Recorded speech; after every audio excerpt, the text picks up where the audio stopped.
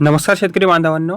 पुण्यश्लोक अहिल्यादेवी होळकर शेतकरी कर्जमुक्ती योजनेबाबत 12 ऑगस्ट 2026 रोजी अत्यंत काही महत्त्वाचे अपडेट समोर आलेले आहेत. आपण एक एक करून बघून घेऊया. ओके, आता झालं आहे काय की एका बाजूला हजारो शेतकऱ्यांच्या कर्ज खात्यामध्ये कर्जमुक्तीची रक्कम तर जमा झाली आहे, तर दुसरीकडे असं पण झालं आहे की लाखो खात्यांमध्ये चुका किंवा त्रुटी आढळल्यामुळे त्या शेतकऱ्यांची पुन्हा आता पडताळणी सुरू करण्यात आलेली आहे.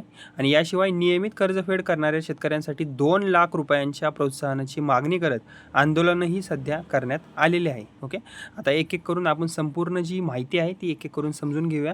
आता जर आपण पहिल्या न्यूज अपडेटविषयी जर बघितलं तर आता सर्वात महत्त्वाची बातमी म्हणजेच की 7 ऑगस्ट 2026 रोजी या योजनेअंतर्गत पहिल्या टप्प्यातील निधीचे जे वितरण आहे ते करण्यात आलेले आहे. आणि या पहिल्या टप्प्यात तब्बल 6,22,000 पात्र शेतकऱ्यांना कर्जमुक्तीचा जो लाभ आहे तो देण्यात आलेला आहे. आणि या शेतकऱ्यांच्या कर्ज खात्यामध्ये जवळपास 5,029 कोटी रुपये हस्तांतरित करण्यात आले आहेत.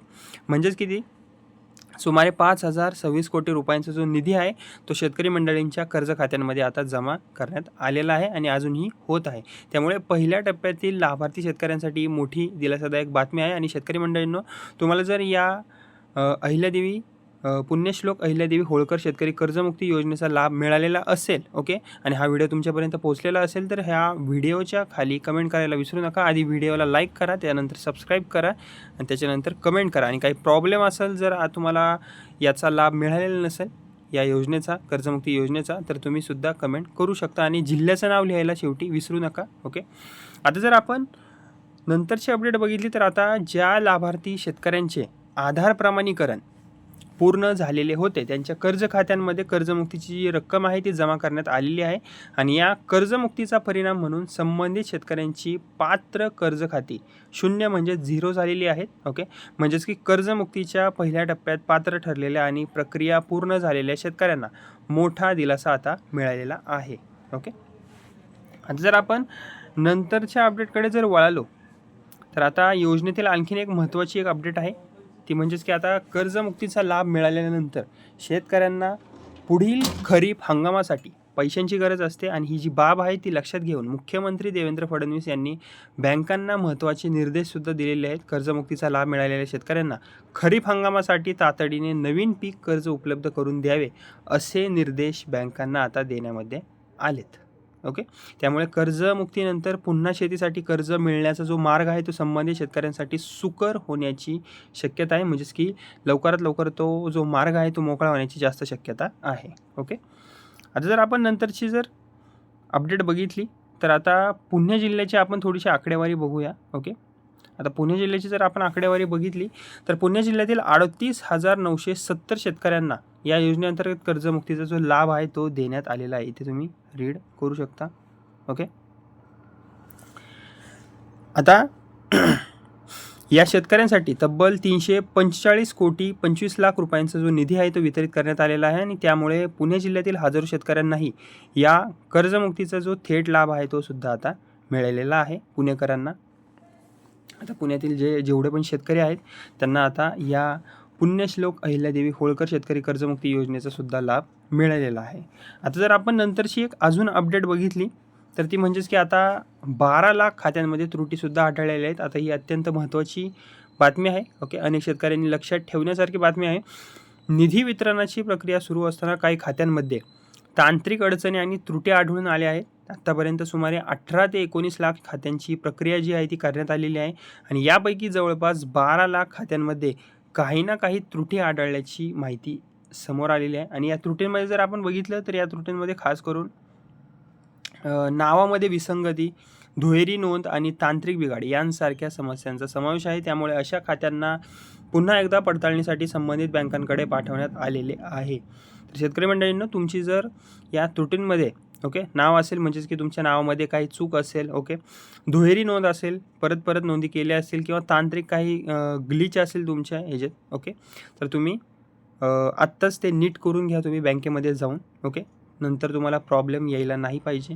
आता जर आपण नंतरची अपडेट बघितली अजून एक तर ती म्हणजेच की या प्रकरणाची म्हणजे आता जी अपडेट मी सांगितली तुम्हाला त्याबद्दलच एक अपडेट आहे. आता या प्रकरणाची मुख्यमंत्री देवेंद्र फडणवीस यांनी गंभीर दखलसुद्धा घेतलेली आहे आणि खात्यांमधील त्रुटी ज्या आहेत, चुका ज्या आहेत, लवकरात लवकर दुरुस्त करून पडताळणी पूर्ण करण्यासाठी बँकांना एका आठवड्याची मुदतसुद्धा देण्यात आलेली आहे. म्हणजे ज्या शेतकऱ्यांच्या खात्यांमध्ये नाव नोंद किंवा तांत्रिक कारणामुळे अडचण निर्माण झालेली आहे, त्यांच्या खात्यांची पुन्हा आता तपासणी केली जाणार आहे आणि ही जी पडताळणी आहे ती पूर्ण झाल्यानंतर पुढील टप्प्यातील जो निधी आहे तो वितरित केला जाण्याची शक्यता आहे.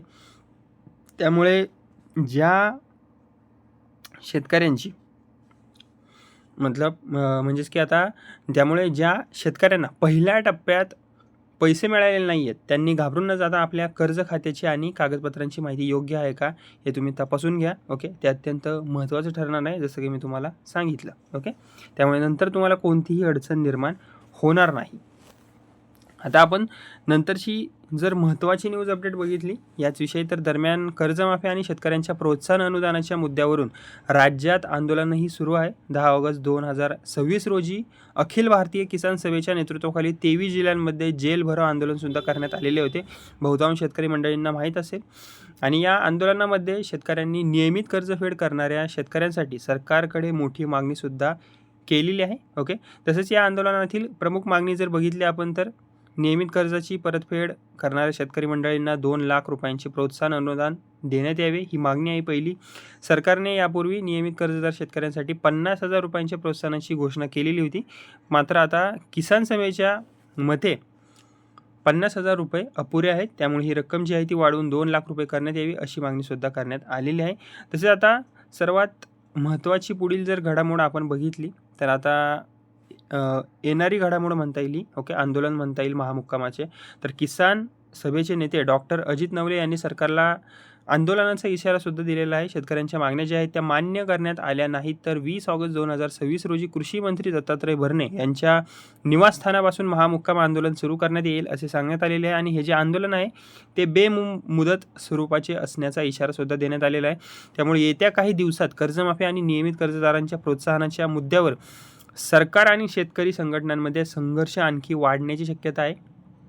तर शेतकरी बांधवांनो, 7 ऑगस्टला पहिल्या टप्प्यात 6,22,000 पात्र शेतकऱ्यांना कर्जमुक्तीचा लाभ मिळालेला आहे आणि या शेतकऱ्यांच्या कर्ज खात्यांमध्ये जवळपास 5,029 कोटी रुपये हस्तांतरित करण्यात आलेले आहेत.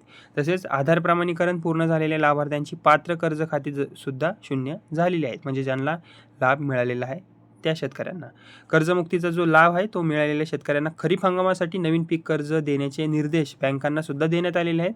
तसेच पुणे जिल्ह्यातील 38,900 शेतकऱ्यांना 345 कोटी 25 लाख रुपये निधीसुद्धा वितरित झालेले आहेत. ओके, मात्र दुसरीकडे झाले काय, प्रक्रिया केलेल्या खात्यांपैकी जवळपास 12 लाख खात्यांमध्ये चुका आढळल्याने, त्रुटी आढळल्याने त्यांची पुन्हा पडताळणी सुरू आहे. म्हणजेच काय, त्यांना वगळलं नाही जाणार, त्यांची त्रुटी बघणार, चुका दुरुस्त करणार आणि त्याच्यानंतर त्यांचे ते पैसे दिले जातील शेतकरी मंडळींना.